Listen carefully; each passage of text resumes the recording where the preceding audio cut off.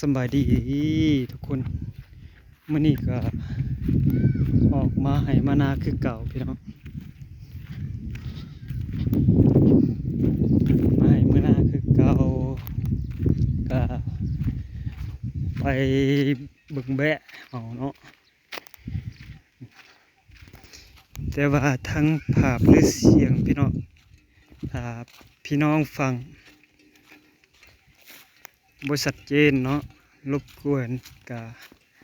กราบขอโทษขออภัยหลายๆเพราะว่าบ่ได้ใส่ไมค์แค่สั่นเนาะกันสั่นมาถ่ายทั้งกล้องโทรศัพท์ก็มันก็อาจจะบ่ชัดเจนปานใดเนาะภาพหรือเสียงก็ขอโทษขออภัยนำพี่น้องเฮาที่รับชมหรือรับฟังมื้อนี้ก็มีภารกิจมาให้มานาคือเก่าพี่น้องก็ฝากซองในเด้อทุกคนกดไลค์กดแชร์ได้เป็นกำลังใจน้องไม้สองไม้เนาะดอกไฟชาแนลพี่น้องเบิกเป็ดไก่หมูหมาแบะเนาะ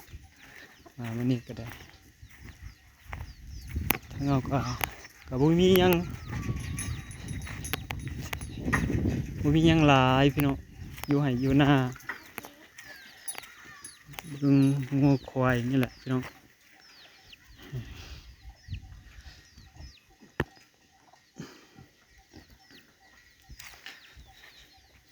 นี่ครับแบะของข่อยเองบ่ได้หลายโตดอกเพียงแบะ2-3 โตนี่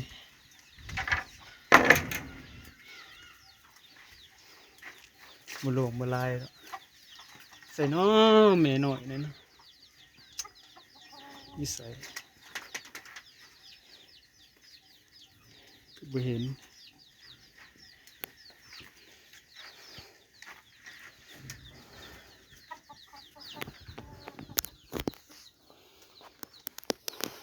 มัดแบะก่อนพี่น้องนี่แบะไม่ดำ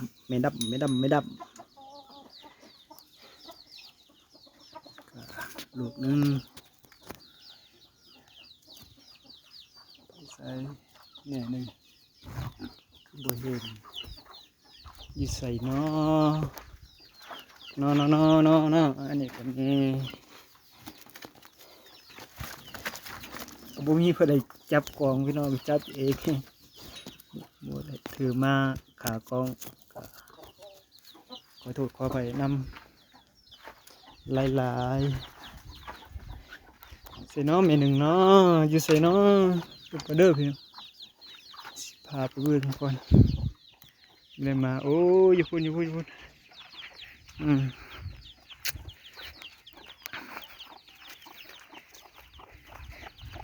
กับภารกิจบ่ได้ลายลวงลายดอกพี่น้องเอ้ย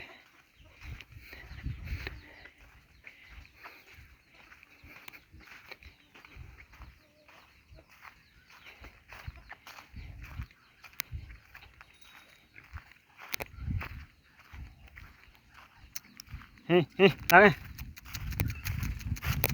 เฮ้เฮ้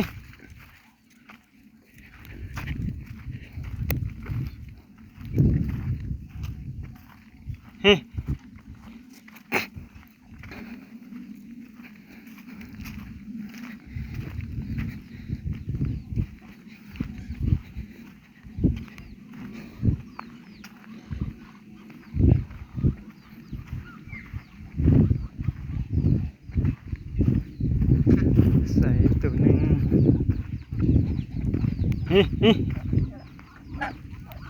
รักอ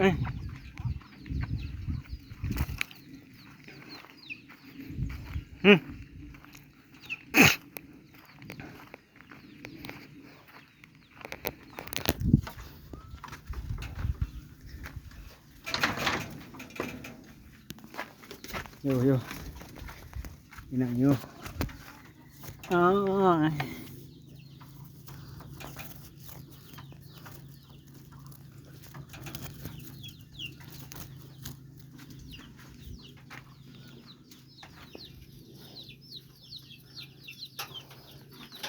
มัทนี่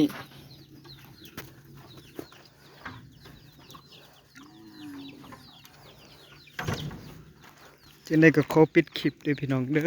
อขอขอบใจหลายๆฝากส่องนี่เด้อ FC ทุกคนเป็นฝั่งไทยฝั่งลาวหรือทั่วประเทศเนาะขอขอบใจหลายๆ